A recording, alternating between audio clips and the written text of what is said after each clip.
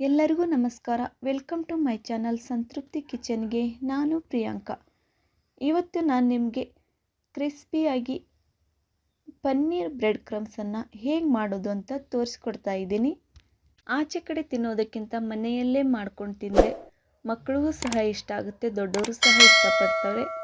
ಹಾಗಾಗಿ ಮನೆಯಲ್ಲಿ ಪನ್ನೀರ್ ಬ್ರೆಡ್ ಕ್ರಮ್ಸನ್ನು ಹೇಗೆ ಮಾಡೋದು ಅಂತ ತೋರಿಸ್ಕೊಡ್ತಾ ಇದ್ದೀನಿ. ಬನ್ನಿ ಪನ್ನೀರ್ ಬ್ರೆಡ್ ಕ್ರಮ್ಸನ್ನು ಹೇಗೆ ಮಾಡೋದು ಅಂತ ನೋಡ್ಕೊಂಬರೋಣ.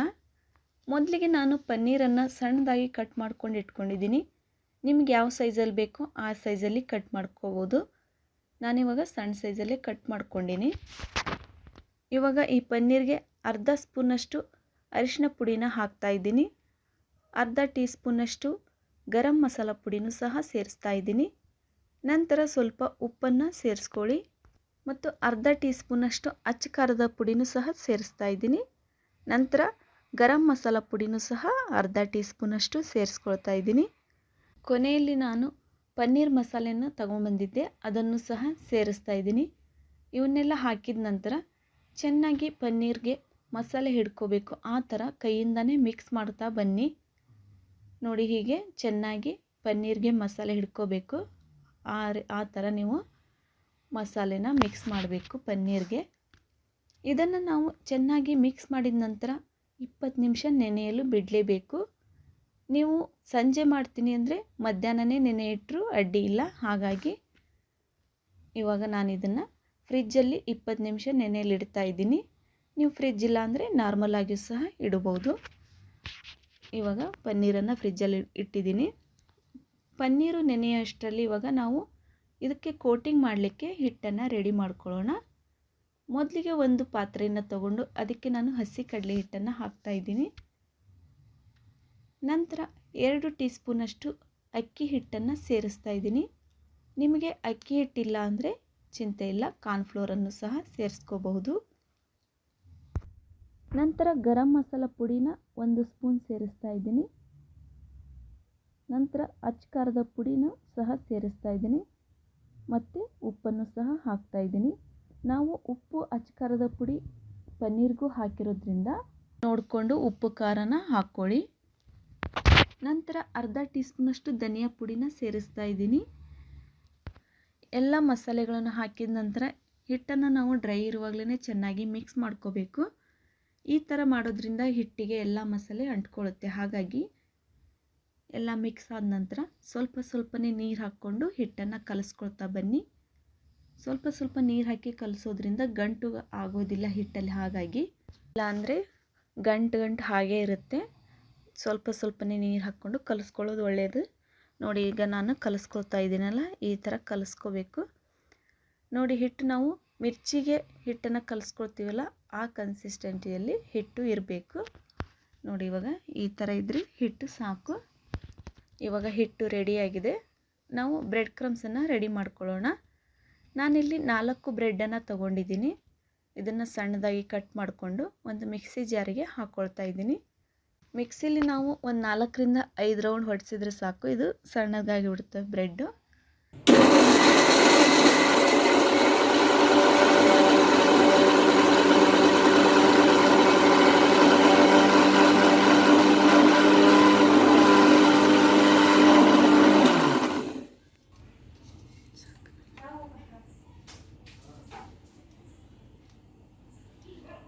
ನೋಡಿ, ಇವಾಗ ನಾನು ಹಾಕ್ಕೊಂಡಿದ್ದೀನಿ. ನೋಡಿ, ಈ ಥರ ಇದ್ದರೆ ಸಾಕು.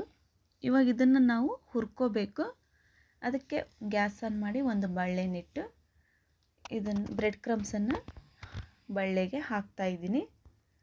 ಹಾಕಿ ಮೀಡಿಯಮ್ ಫ್ಲೇಮಲ್ಲೇ ಇಟ್ಕೊಂಡು ಒಂದು 2 ನಿಮಿಷ ಬ್ರೆಡ್ ಕ್ರಮ್ಸನ್ನು ಬಿಸಿ ಮಾಡ್ಕೊಳ್ಳಿ.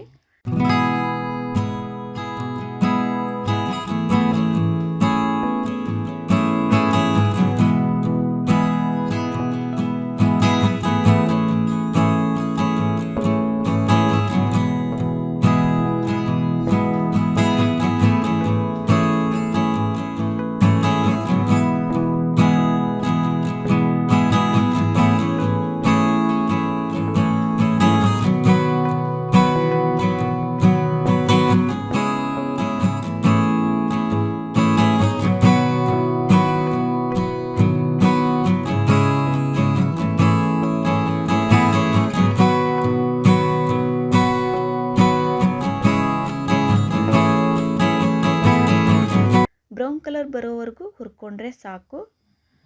ನೋಡಿ ಈ ಥರ ಚೆನ್ನಾಗಿ ಹುರ್ಕೋಬೇಕು. ಇವಾಗ ಬ್ರೌನ್ ಕಲರ್ ಬಂದಿದೆ.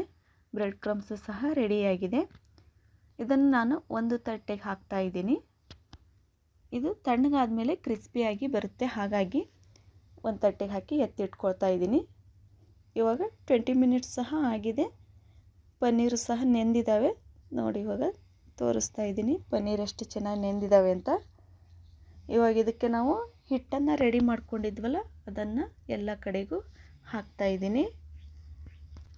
ಎಲ್ಲ ಪನ್ನೀರ್ಗೂ ಹಿಟ್ಟು ಚೆನ್ನಾಗಿ ಹಿಡ್ಕೋಬೇಕು. ಆ ಥರ ಹಿಟ್ಟನ್ನು ಹಾಕಿ ಎಲ್ಲ ಪನ್ನೀರ್ ಮೇಲೂ ಹಿಟ್ಟನ್ನು ಹಾಕ್ಕೊಳ್ತಾ ಬನ್ನಿ. ಈ ಹಿಟ್ಟನ್ನು ಹಾಕಿದ ನಂತರ 10 ನಿಮಿಷ ನೆನೆಯಲು ಬಿಡಲೇಬೇಕು. ನಾವು ಎಲ್ಲ ಮಸಾಲೆನೂ ಹಾಕಿ ಜಾಸ್ತಿ ಹೊತ್ತು ನೆನೆಯಲು ಬಿಟ್ಟರೆ ಪನ್ನೀರ್ ಬ್ರೆಡ್ ಕ್ರಮ್ಸ್ ತುಂಬ ಚೆನ್ನಾಗಿ ಬರ್ತವೆ, ಟೇಸ್ಟ್ ಸಹ ಚೆನ್ನಾಗಿರ್ತವೆ. ಈ ನೆನೆಯಲು ಬಿಡೋದ್ರಿಂದ ಪನ್ನೀರು ಸಪ್ಪೆ ಇರೋದ್ರಿಂದ ಮಸಾಲೆನ ಹೀರ್ಕೊಳ್ಳಿ ಅಂತ ಅಷ್ಟೇ, ಇಲ್ಲಾಂದರೆ ಸಪ್ಪೆ ಸಪ್ಪೆ ಆಗಿಬಿಡ್ತದೆ. ಹಾಗಾಗಿ ಇದನ್ನು ನಾವು ಈಗ 10 ನಿಮಿಷ ನೆನೆಯಲು ಬಿಡೋಣ. ಇವಾಗ 10 ನಿಮಿಷ ಆಗಿದೆ. ನೋಡಿ ತೆಗಿತಾ ಇದ್ದೀನಿ. ಮಸಾಲೆನೂ ಸಹ ಪನ್ನೀರ್ ಹಿಡ್ಕೊಂಡಿದ್ದಾವೆ. ನಾವಿವಾಗ ಇದನ್ನು ನಾವು ಒಂದು ತಟ್ಟೆಗೆ ಬ್ರೆಡ್ ಕ್ರಮ್ಸ್ ಹಾಕಿ ಇಟ್ಕೊಂಡಿದ್ವಲ್ಲ ಅದಕ್ಕೆ ಒಂದೊಂದಾಗಿ ಪನ್ನೀರನ್ನು ತೆಗೆದು ಇಡ್ತಾ ಇದ್ದೀನಿ. ನೋಡಿ ಈ ಥರ ಎಲ್ಲ ಪನ್ನೀರ್ಗಳನ್ನು ಆ ತಟ್ಟೆಗೆ ಹಾಕಿ ಇಟ್ಟಿದ್ದೀನಿ. ಇವಾಗ ಎಲ್ಲ ಪನ್ನೀರ್ಗೂ ಚೆನ್ನಾಗಿ ಬ್ರೆಡ್ ಕ್ರಮ್ಸು ಹಿಡ್ಕೋಬೇಕು. ಆ ಥರ ಚೆನ್ನಾಗಿ ಕೋಟಿಂಗ್ ಮಾಡಬೇಕು. ಎಲ್ಲ 4 ಸೈಡು ಚೆನ್ನಾಗಿ ಕೋಟಿಂಗ್ ಮಾಡಿ, ಎಲ್ಲೂ ಸಹ ಬಿಟ್ಕೋಬಾರ್ದು ಹಿಟ್ಟು. ಆ ಥರ ಕೋಟಿಂಗ್ ಮಾಡಿ. ನೋಡಿ ಕೋಟಿಂಗ್ ಮಾಡಿ ಸ್ವಲ್ಪನೇ ಪ್ರೆಸ್ ಮಾಡ್ಕೊಳ್ತಾ ಬನ್ನಿ. ಈ ಥರ ಪ್ರೆಸ್ ಮಾಡಿ.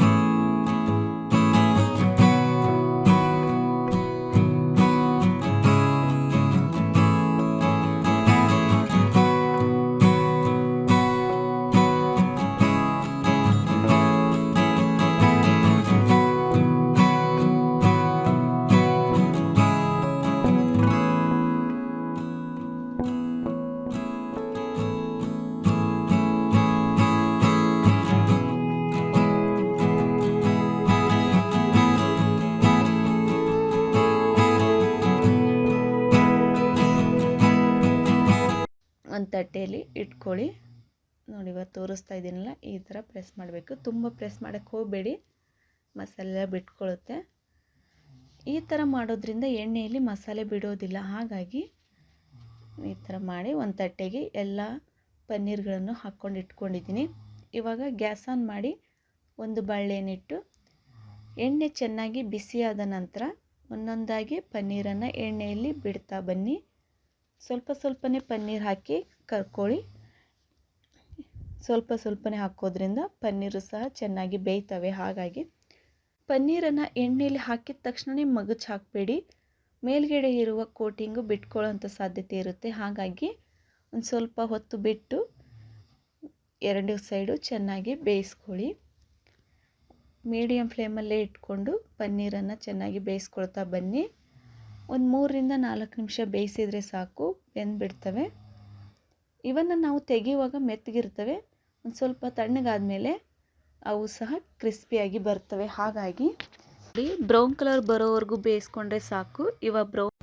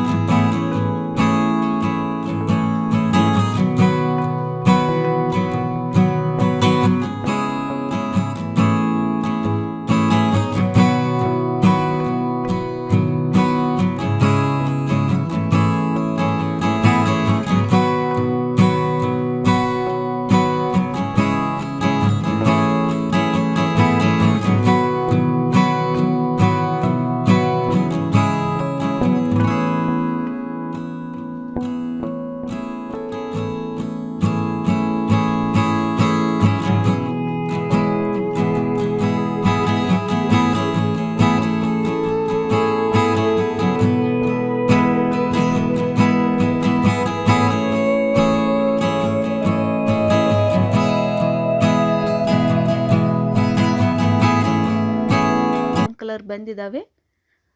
ಪನ್ನೀರು ಸಹ ಚೆನ್ನಾಗಿ ಬೆಂದಿದ್ದಾವೆ. ಇವನ್ನು ನಾನಿವಾಗ ಒಂದು ಬಟ್ಲಿಗೆ ತೆಗೆದು ಹಾಕ್ಕೊಳ್ತಾ ಇದ್ದೀನಿ. ನೋಡಿ, ಇದೇ ತರಹನೇ ಎಲ್ಲ ಪನ್ನೀರ್ಗಳನ್ನು ಎಣ್ಣೆಯಲ್ಲಿ ಕರೆದು ಇಟ್ಕೊಂಡಿದ್ದೀನಿ. ನೋಡಿ ಎಷ್ಟು ಚೆನ್ನಾಗಿ ಬಂದಿದ್ದಾವೆ ಅಂತ. ಕಲರು ಸಹ ಅಷ್ಟೇ ಚೆನ್ನಾಗಿದ್ದಾವೆ. ಇದನ್ನು ನಾವು ಟೊಮೆಟೊ ಸಾಸ್ ಜೊತೆ ತಿಂದ್ರಂತೂ ಇನ್ನೂ ಸಖತ್ತಾಗಿರ್ತದೆ. ನೋಡಿ, ಒಂದು ಪನ್ನೀರನ್ನು ಕಟ್ ಮಾಡಿನೂ ಸಹ ತೋರಿಸ್ತಾ ಇದ್ದೀನಿ ನಿಮಗೆ ಎಷ್ಟು ಚೆನ್ನಾಗಿ ಬಂದಿದೆ ಅಂತ. ಒಳಗೂ ಸಹ ಅಷ್ಟೇ ಚೆನ್ನಾಗಿದೆ. ನೋಡಿ, ಈ ಥರ ಟೊಮೆಟೊ ಸಾಸಿಗೆ ಹಚ್ಕೊಂಡು ತಿಂದರೆ ಚೆನ್ನಾಗಿರ್ತದೆ. ನಿಮಗೆ ಕ್ರಿಸ್ಪಿಯಾಗಿ ಹೇಗೆ ಬಂದಿದ್ದಾವೆ ಅಂತ ಒಂದು ಸ್ಪೂನಿಂದ ತೋರಿಸ್ತಾ ಇದ್ದೀವಿ. ನೋಡಿ ನೋಡಿ, ಸೌಂಡ್ ಕೇಳಿಸ್ತಾ ಇದೆಯಲ್ಲ, ಎಷ್ಟು ಕ್ರಿಸ್ಪಿಯಾಗಿ ಬಂದಿದ್ದಾವೆ ಅಂತ. ಪನ್ನೀರ್ ಬ್ರೆಡ್ ಕ್ರಮ್ಸು ತುಂಬ ಚೆನ್ನಾಗಿ ಬಂದಿದ್ದಾವೆ. ನೀವು ಮನೆಯಲ್ಲಿ ಪನ್ನೀರ್ ಬ್ರೆಡ್ ಕ್ರಮ್ಸನ್ನು ಮಾಡಿ ಹೇಗಿತ್ತು ಅಂತ ಕಮೆಂಟ್ ಬಾಕ್ಸಲ್ಲಿ ತಿಳಿಸಿ. ಈ ರೆಸಿಪಿ ಇಷ್ಟ ಆದರೆ ಲೈಕ್ ಮಾಡಿ, ಶೇರ್ ಮಾಡಿ, ಸಬ್ಸ್ಕ್ರೈಬ್ ಮಾಡಿ. ಈ ವಿಡಿಯೋ ನೋಡಿದ್ದಕ್ಕೆ ಧನ್ಯವಾದಗಳು. Bye friends.